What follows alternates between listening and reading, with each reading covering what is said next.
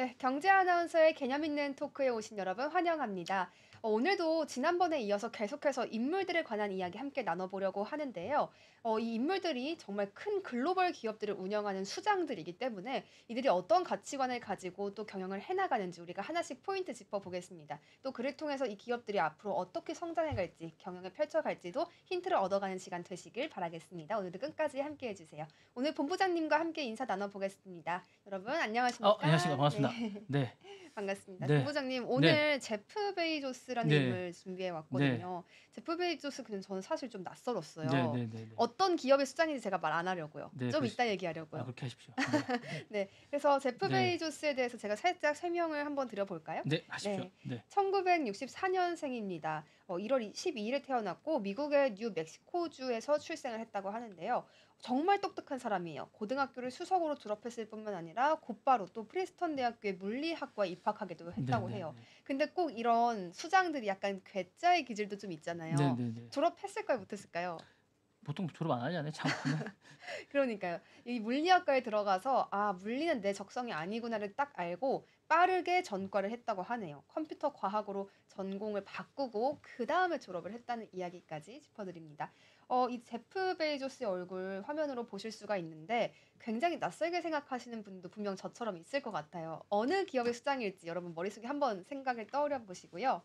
어느 기업의 수장이냐면요. 바로 아마존의 수장입니다. 알고 계시는 분들도 많았을 것 같은데 이 제프 베이조스는 사실 대학을 졸업하자마자 굉장히 유명한 기업들의 오퍼를 받게 돼요.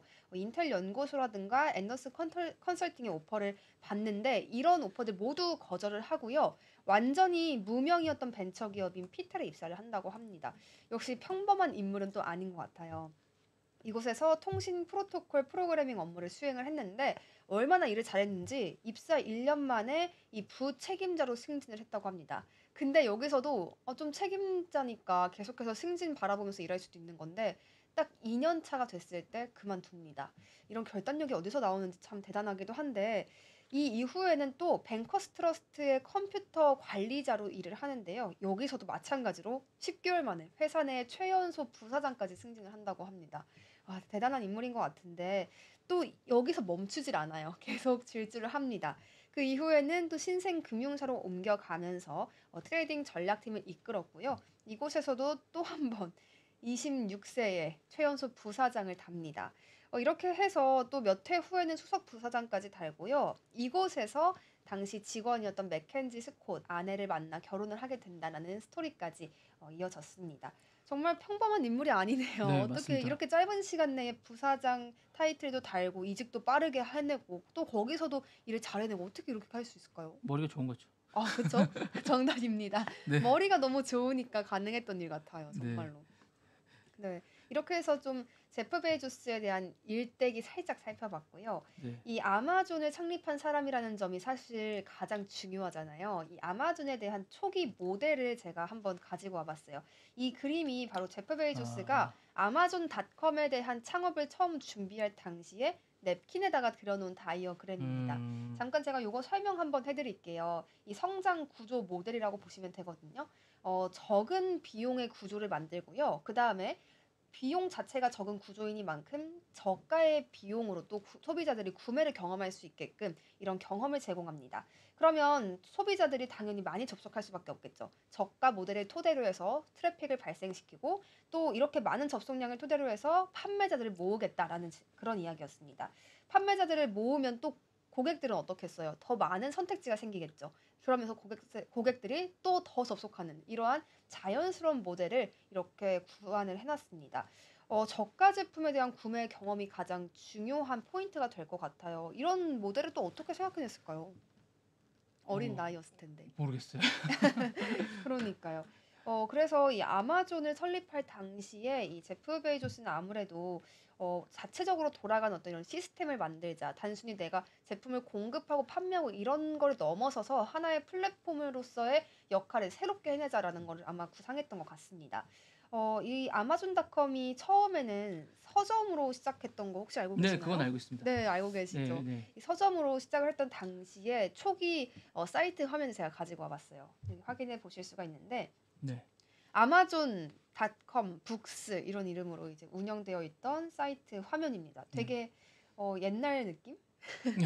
세련된 느낌은 아닌데 약간 Y2K 같은 느낌도 나요. 요새 이런 화면 유행하잖아요. 그쵸? 네네네. 그래서 아마존닷컴에 대한 사이트는 이렇게 시작이 됐고 1997년 5월에 주당 $18에 상장이 됐다고 합니다. 네. 이때 샀으면은 정말 좋았겠네요. 잘 안 됐어요, 저거. 아, 그래요? 네네. 사실 그 사이에 굉장히 우여곡절도 많았기는 했습니다. 그래도 처음 상장된 이후에 주당 $2,000까지 완전히 폭등을 하는 경험도 한번 할 수가 있었다고 해요. 온라인 카탈로그만 정말 존재하는 그런 순수 전자상거래 업으로 시작을 했다는 점을 포인트로 가져가시면 되겠습니다. 이렇게 아마존에 대해서 하나 이야기 이렇게 가져가고 있는데, 본부장님 혹시 덧붙여 주실 이야기 있을까요? 아마존닷컴이요? 네. 이 초기 모델에 그 대해서.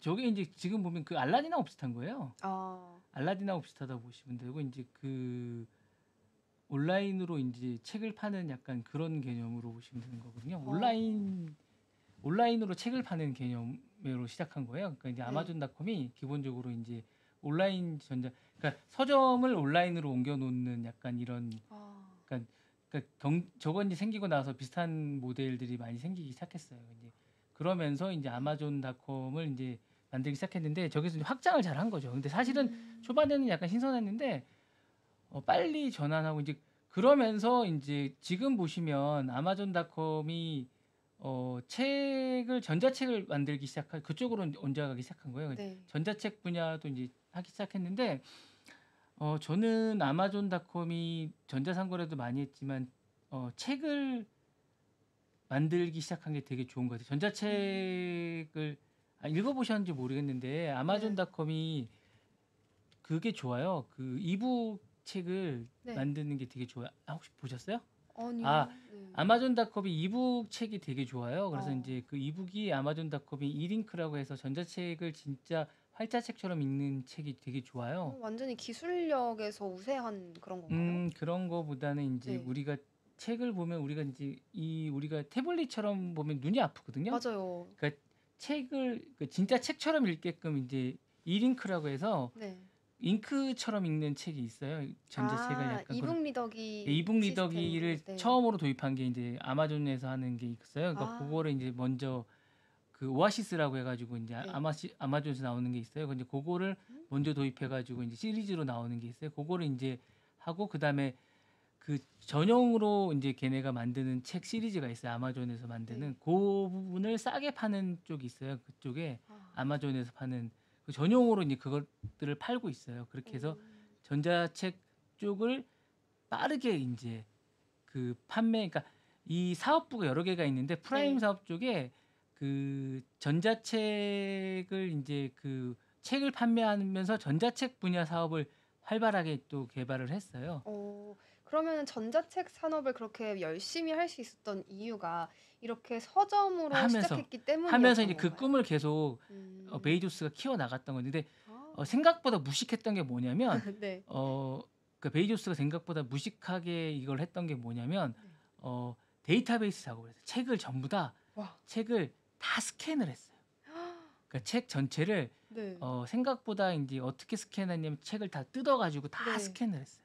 그거 엄청 오래 걸렸을 것 엄청 같은데요? 오래 걸린 작업을 다 했다는 거예요. 아, 우리가 하는 그런 작업을 보통 사람들은 우리가 이북을 만들 때 그냥 이북 이링크를 해서 그 책을 아예 그 파일을 만드는데 이 책 자체를 전체 다 스캔을 해서 만드는. 그러면 지금의 시스템과는 좀 다른 시절의 네네네네네. 네네. 이야기니까. 그렇게 해서 음, 지금 책도 다시 복원을 할 때는 그 책을 다시 네. 깨끗하게 스캔을 다시 하는 작업도 해요. 아, 그러니까 그렇게 그렇군요. 만드는 작업들도 할 정도로 네. 데이터베이스의 책에 대한 애정이 많은 사람이라 네. 노동력을 해서 다시 복원하는 작업도 다시 하고 그렇게 다시 책을 만들기도 했어요. 그러니까 예, 그렇군요. 그렇게 해서 지금 이북을 만들어서 다시 데이터베이스를 만들 정도로 잘 만들고 있어요. 그러니까 저는 그래서 이북 쪽에 어떤 데이터베이스를 세우는데 네. 베이조스가 큰 역할을 했다고 생각을 합니다. 그렇군요. 이 베이존스가 자기의 그런 사업을 위한 일만이 아니라 다 스캔하는 과정에서 어떤 문서들이나 책들을 좀 보관하는 의미에서도 네네네네네. 굉장히 좀 그리고 좋은 그 일을 했을 것 전자책 같아요. 분야에서 획기적으로 세웠다고 할까요? 어쨌든 네. 그런 역할을 되게 많이 했다고 보시면 됩니다. 그러니까 어. 생각보다는 쇼핑 쪽으로만 생각을 하시는데 네. 이북 관련된 것 쪽 한쪽 분야에서도 아주 큰 역할을 했습니다. 와, 대단하네요. 그런 부분에서는 제가 또 살펴보질 못했었는데 예, 원체 본부장님이 프라임, 네. 그러니까 원체 쇼핑 쪽에 많은 게 있었고, 그다음에 네. 이제 지금은 이제 프라임 쪽이나 뭐 그 AWS 쪽에 아주 큰 역할이 돼 있어서 그런데 음. 사실은 이제 문화 쪽으로 그런 쪽에도 큰 역할이 있습니다. 예, 그렇군요. 네네, 뭐 그런 말 있잖아요. "무식하면 용감하다." 이런 말도 있는데 네네네네. 정말 용감한 일을 또 해냈다라고도 평가할 수가 예, 있을 것 사실 같습니다. 킨들이라고 되게 유명한 음.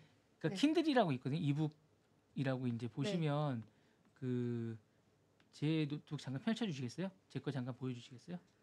예, 요겁니다. 어. 요 책인데요. 킨들 시리즈라고 이제 아마존의 요 시리즈입니다. 그래서 네. 요렇게 보여지거든요.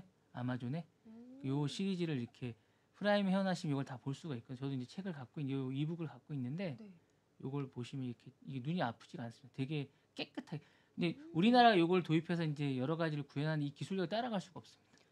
그렇군요. 사실 이북 리더기를 만드는 기업은 되게 많잖아요. 중국에도 네. 많이 있고 중국에도 많이 있는데 네. 이 물리랩이라고 해 물리창이라서 이 오른쪽으로 클릭할 수 있는 것도 되게 잘 만들고요. 아주 잘 아. 만듭니다.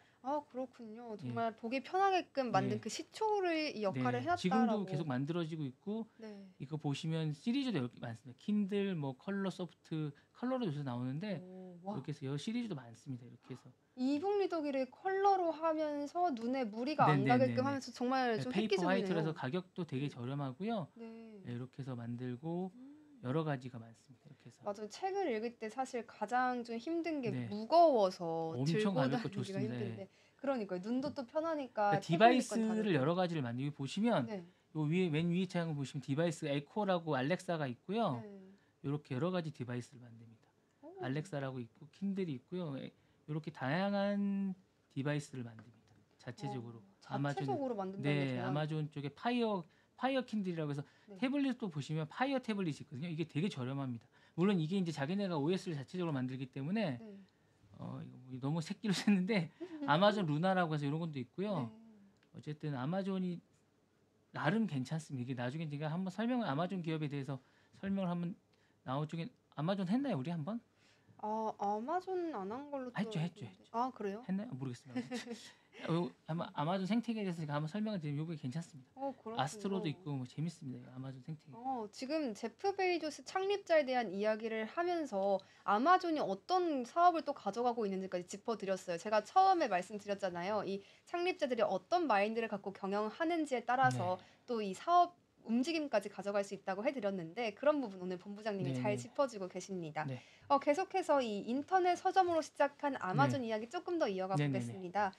처음에 인터넷 서점으로 창업 아이템을 딱 내면서 친척이랑 친구들한테 $200만 투자금을 받았다고 해요. 좀 조촐한 규모라고 생각해도 될 것 같은데 네네. 이 1995년 7월에 자신의 집 창고에서 또 시작을 했다고 합니다. 정말 대단한 창업가들은 자신의 집 창고에서 시작하는 경우가 참 많은 것 같아요.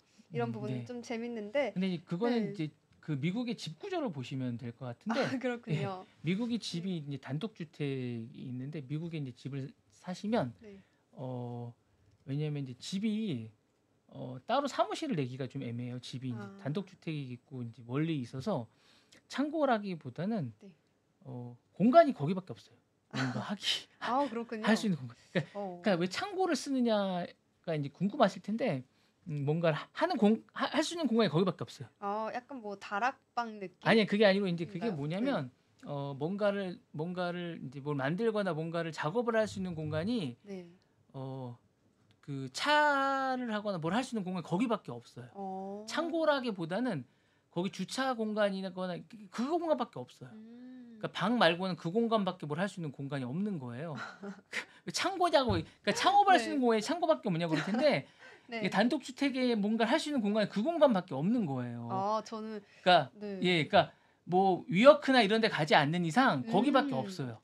예. 그렇군요. 뭐 공유 오피스를 가는 게 네네 아니라면 가지 않는 이상 뭐 학교를 가지 않는 이상 뭔가 두 명이 모여서 할 수 있는 공간이 거기밖에 없어요. 주차장 아니면 거기밖에 없어요. 좀 주차 공간 넓은 아니면 공간이 그 거기밖에. 공간밖에 없는 거예요.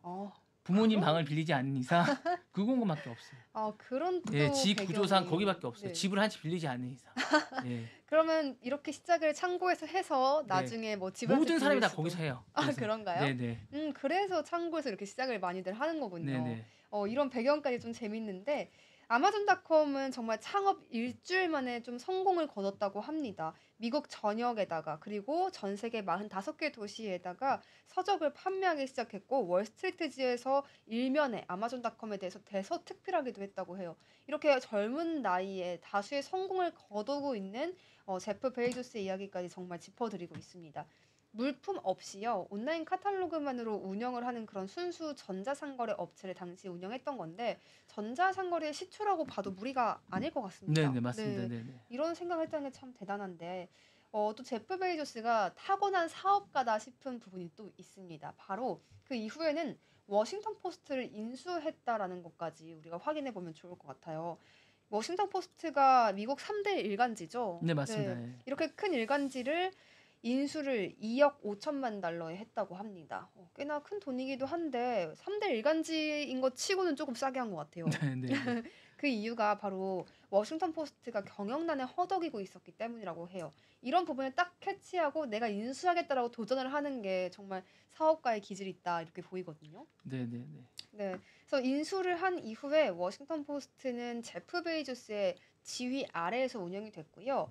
디지털 기업으로 좀 변모를 이때부터 하기 시작했다고 해요. 사실 일간지니만큼 오프라인으로 사람들과 만나는 경우가 더 많았을 텐데 이때부터 좀 더 디지털화가 되기 시작했고요. 엔지니어를 대거 고용하거나 아니면 온라인 컨텐츠를 대대적으로 강화하는 방식으로 또 변모를 시켰다고 합니다.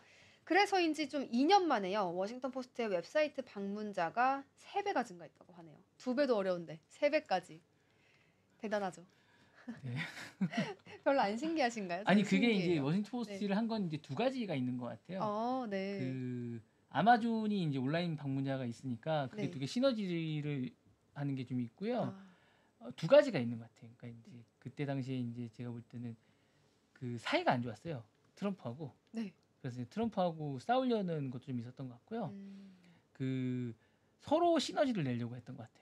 아, 아마존의 시너지를 내는 것도 아마존의 이제 그 어떤 유입량을 워싱턴 포스트에도 보내고 워싱턴 음. 포스트 유입량을 아마존에도 보내 약간 이런 우리가 포탈에 이제 쇼핑을 하는 거 좀 있잖아요. 네. 그거 하고 이쪽을 또 보내는 약간 이런 효과를 좀 노렸던 것 같은 것도 좀 있는 것 같아요. 그래서 아, 약간 이런 것도 좀 있었던 것 같고 네. 약간 그런 게 좀 있었던 것 같고 좀 그런 게 있었던 게 아닌가라는 생각이 좀 있어요. 그래서 그런 음. 부분을 좀 있었던 것 같아요. 그래서 네. 그런 느낌이 좀 있었던 것 같아요. 제가 볼 때. 네, 예. 맞아요. 이 워싱턴 포스트에 관해서 좀 재밌는 뉴스 기사가 하나 있어서 가지고 왔습니다. 도널드 트럼프와의 사이가 굉장히 나빴다고 해요. 지금 본부장님께서 말씀해 주셨던 부분이 바로 이 부분이거든요. 트럼프가 그래서 워싱턴 포스트를 비난을 막 하기 시작합니다. 뭐 여기서 나오는 보도가 가짜 뉴스다 이런 이야기 많이 하고 노골적으로 아마존과 워싱턴 포스트를 공격을 하는 모습도 다수 확인할 수가 있었거든요. 제프 베이조스가 이러한 타격을 좀 받아가는 영향도 있었을 겁니다. 그리고 이제 또 다음으로는 함께 살펴보고 싶은 또 세 번째 사업체가 있습니다. 여기서는 바로 블루 오리진이라는 기업을 우리가 살펴볼 수가 있습니다. 일론 머스크랑 베이조스는 정말 큰 라이벌이라고 평가를 받거든요. 근데 이 베이조스도 마찬가지로 우주선 개발이라던가 로켓 같은 것을 연구하는 기업을 이렇게 운영하고 있어요. 어렸을 때부터 도서관에서 공상과학 소설 읽는 것도 좋아했고요. 뭐 여러 가지 아폴로 11호가 달에 착륙하는 모습에서 영감을 받기도 하고 이런 영향들이 있었던 것으로 보입니다. 고등학교 졸업식 때요. 관련해서 우주 연설을 하기도 했다는 점까지 얼마나 우주 산업에 좀 관심이 많았는지 우리가 파악해 볼 수 있는 대목이기도 합니다. 근데 현재는 사실 경쟁자 구도에 있는 곳이 바로 스페이스 X인데 많이 밀리고 있는 모습이에요. 본부장님 이 스페이스 X랑 블루 오리진 네. 비교해 본다면은 어디가 좀 더 당연히 유망할까? 스페이스X. 블루 그쵸? 오리진은 사실은 이제 거의 네. 망했다고 보시면 됩니다. 왜냐면 네. 그 블루 오리진은 사실은 거의 끝났다고 보시면 돼요. 사업을 이제 그렇군요.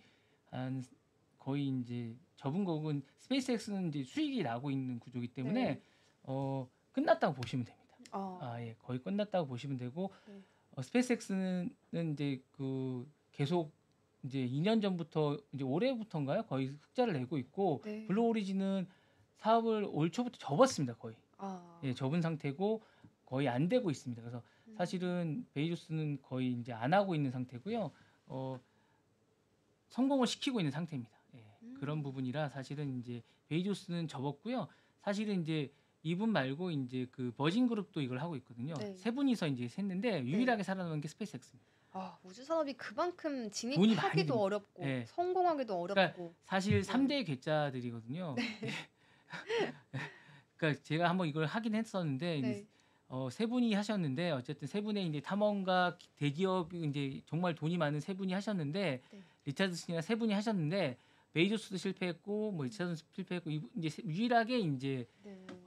스페이스X만 성공을 한 건데 이 부분에 성공을 해서 네. 스페이스만 흑자를 내고 있습니다. 이게 사실은 조 단위의 돈이 들어가기 때문에 쉽지는 않습니다. 예. 그쵸. 이게 한번 기간도 오래 걸리고 투자에 대한 기간도 네네네. 기술도 만들어야 되고 참 쉬운 일이 아닌데 이거는 자신의 꿈이 있는 억만장자들만 할 수 있는 영역인 것 같기도 해요.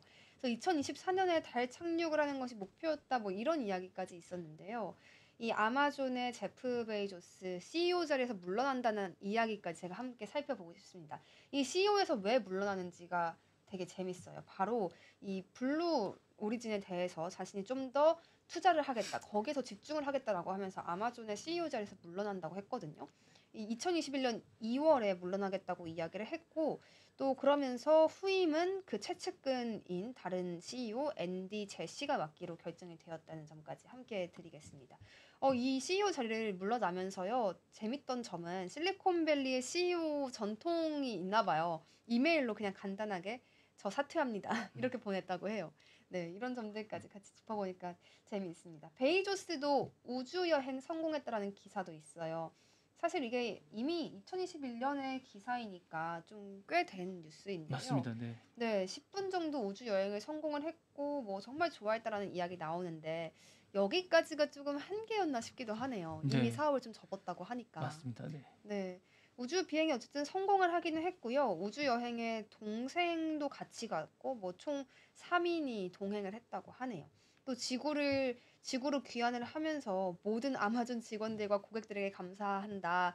여러분들이 이 모든 것을 지불했다. 이렇게 이야기를 해서 또 논란이 일었다고도 합니다. 맞습니다. 네. 네.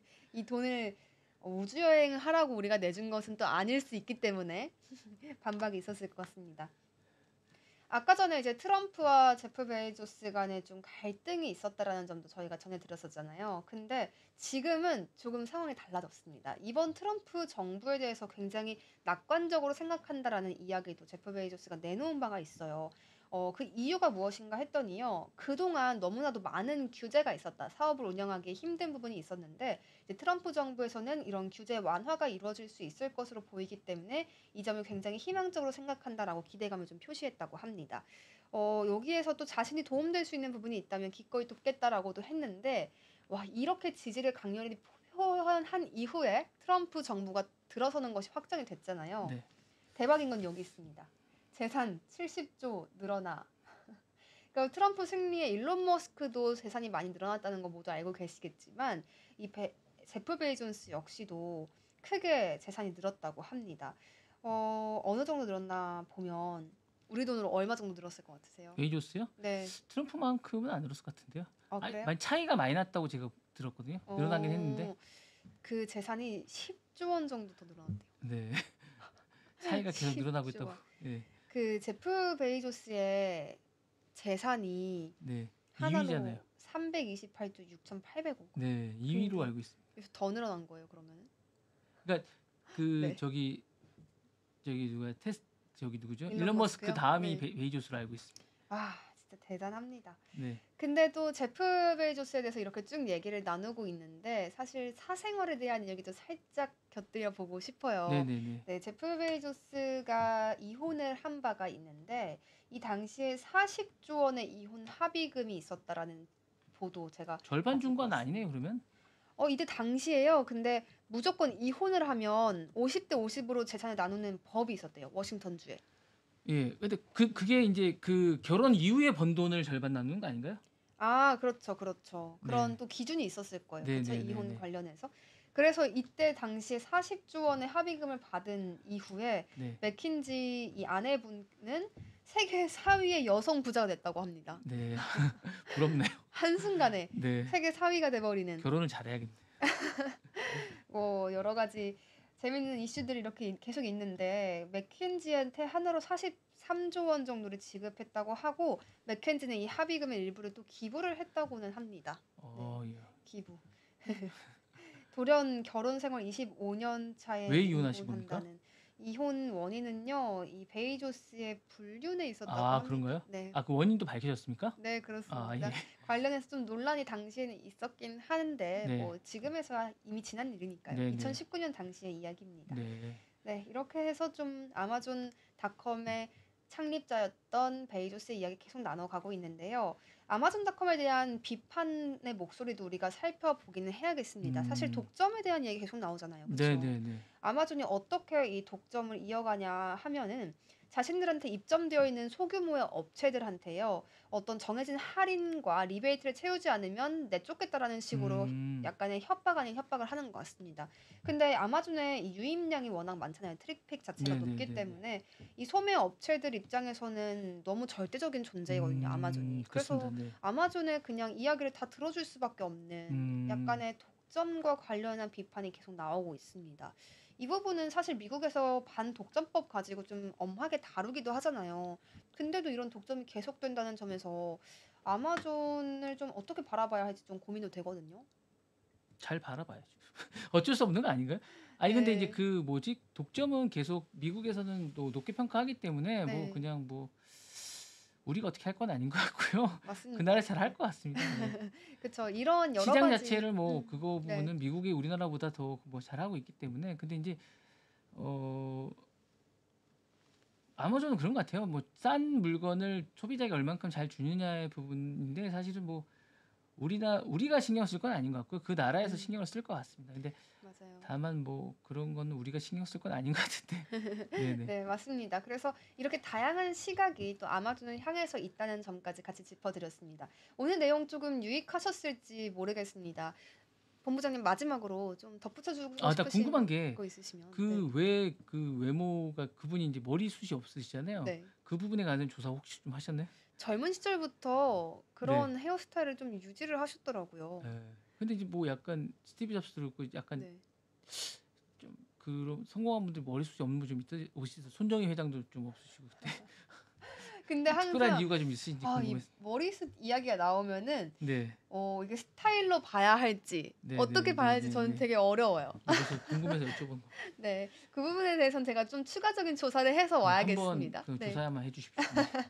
네, 이렇게 해서 오늘 아마존 창립자에 대해서 같이 이야기해 봤습니다. 앞으로 아마존이 또 어떤 경영 이어나갈지도 주가의 흐름은 어떻게 될지도 같이 관심 가져주시면 좋겠습니다. 오늘 경제 아나운서의 개념 있는 토크쇼 요쯤에서 마쳐보려고 하는데요. 오늘도 함께 해주셔서 정말 감사드립니다. 네, 감사합니다.